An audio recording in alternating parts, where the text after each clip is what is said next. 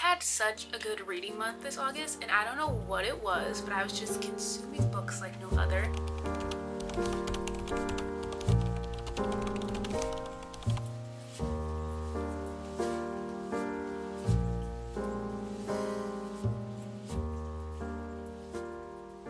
I feel like I read so many books, and I feel like I just enjoyed so many books, and I feel like I just enjoyed a lot of the books that I read, and I'm so excited to get into all of them and talk to you guys about every single last one. So we're just gonna jump right in. I read 12 books total, which is absolutely insane, and I had one soft DNF for this entire month. Out of all of the books that I read, I just read some really good ones, so let's jump into it. First book I read in the month of August was Accord of Mist and Fury. This is by Sarah J. Maas. This is an adult fantasy. This is the second book in the ACOTAR series. I had so much fun reading this book. I don't think I could have asked for anything more or anything less. I feel like this book was absolutely perfect. The slow build up throughout the entire book and just everything about it was absolutely amazing. I will say at first I was kind of like, oh, like I feel like it's kind of like dragging out, but I was intrigued every bit of the way. I was like, okay, like can we like speed up the process at first?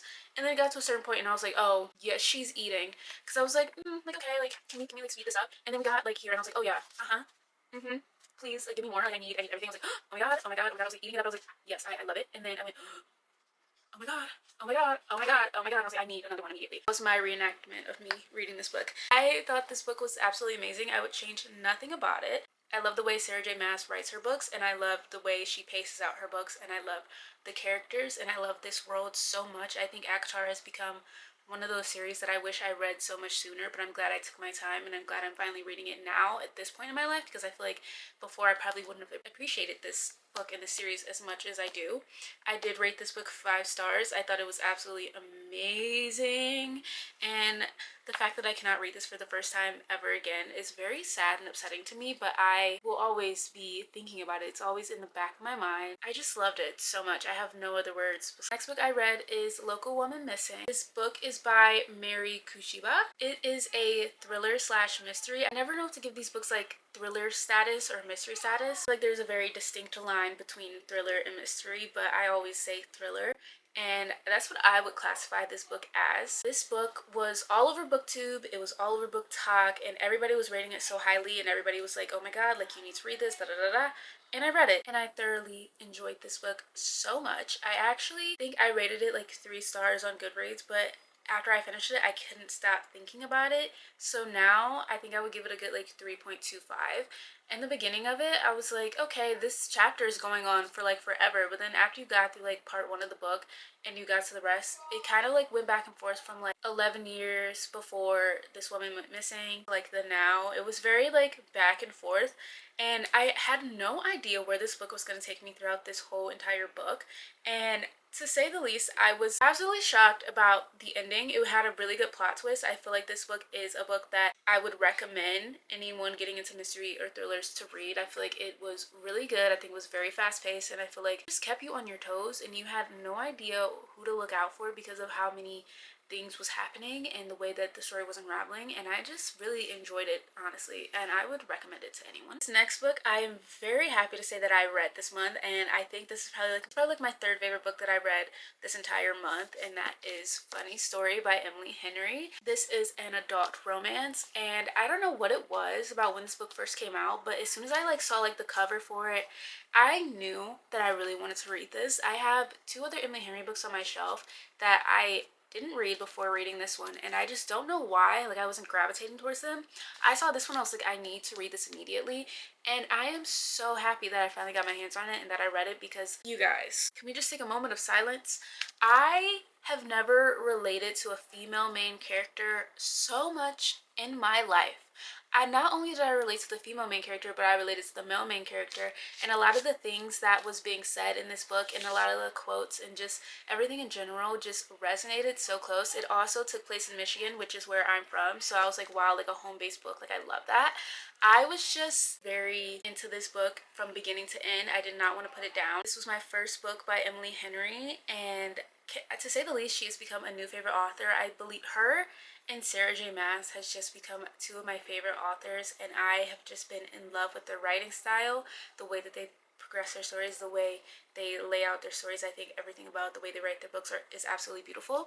And to see the love story between Miles and Daphne, who are our female main character, and our main male character, was absolutely beautiful. And I have nothing but good things to say about this book. I know a lot of people particularly don't like it, and this is like their least favorite Emily Henry book, but for me, I think nothing will be able to top this. But to be fair, I have not read like Beach Read, People We Meet on Vacation, like in Happy Place, and I know those are a lot of well-loved Emily Henry books. The next book I read was First Lie Wins. This is by Ashley Elston. This is a mystery slash thriller, and I enjoyed this book. I feel like this book was really, really good. I'm a very like kind of like tough critic sometimes when it comes to mysteries and thrillers, because if it doesn't give me that feel that I have when I read a Freedom McFadden book, I literally like I don't want it. I've really been trying to venture out and not just read Freedom McFadden, because I feel like for mysteries and thrillers, like I always just lean towards her, and I need to other mystery and thriller authors a chance. Very happy that I did read this. I also did listen to it as a little bit of an audiobook through Libby, and I obsessed. I feel like the way the story went, it definitely kept you on your toes. I don't want to say too much about this book just because I feel like anything I say will kind of give away the whole surprise element of going in and reading this. I do think this is a really good book to read. I feel like this is an amazing read. I rated this book 4 stars. I really like the way that everything panned out, and I like that it didn't leave on like a cliffhanger, because a lot of mysteries and thrillers, they leave you on like a cliffhanger, which is, there's nothing wrong with that. I love a good cliffhanger, but sometimes it's like I kind of want like my mystery thrillers to just wrap up very seamlessly and easy, where I'm not questioning every single last thing that I read in the entire book. I wouldn't say this is a book that I would necessarily read again, but I would recommend it to anybody who is looking for a mystery and thriller, just because I think this is a really good one. Actually, I'm looking at my Goodreads. I rated this a 3.25, not a 4-star. So it was 3.25. Now the next 5 books I read actually belong to a graphic novel, so it's like a whole entire like volumes, I believe that's like the term for it. There's 5 different ones right now, and I think there's a 6th one that's ready to come out, and that is Heartstopper. I absolutely adored these books. I haven't read a graphic novel in so long, and it just brought me back to reading like Dork Diaries, Diary of the Wimpy Kid, and I think it was like Baby Mouse. Like I loved those when I was younger, and being able to read this, it just brought back some nostalgia, and I absolutely loved it. And I loved that it was more like teenage-esque, so like if like you're a teenager or you're like my age, I'm 21, like these are so good to read. I feel like they're so fun in between reading like just the regular fiction novels, so I really recommend them. I did give each one a different rating, I think, but I think majority of all the ratings are very much the same.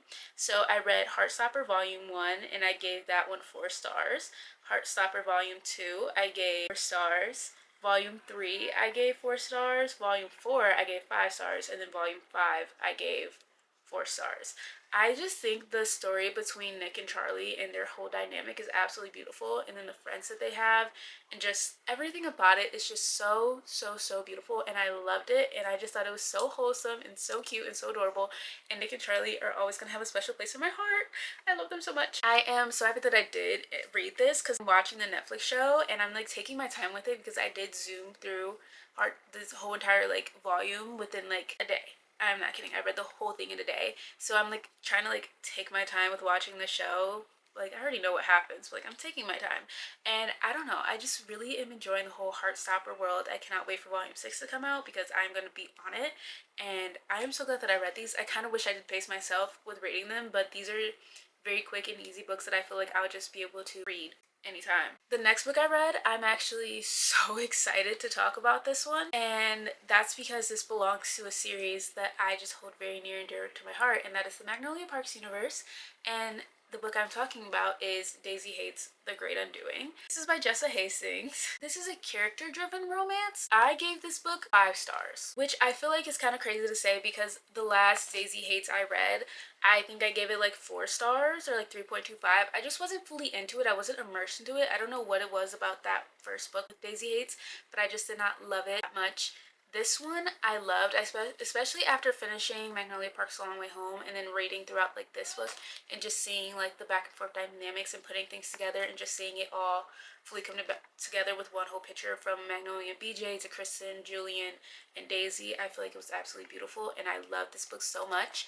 And I feel like this one and Long Way Home are my top two, like, Magnolia Parks Universe books. They both just, they're so near and dear. They're like in my heart. I love these so much. The next book I read is The Fury. This is by Alex. Of course, I'm not going to say his last name because we all know I butcher it real bad.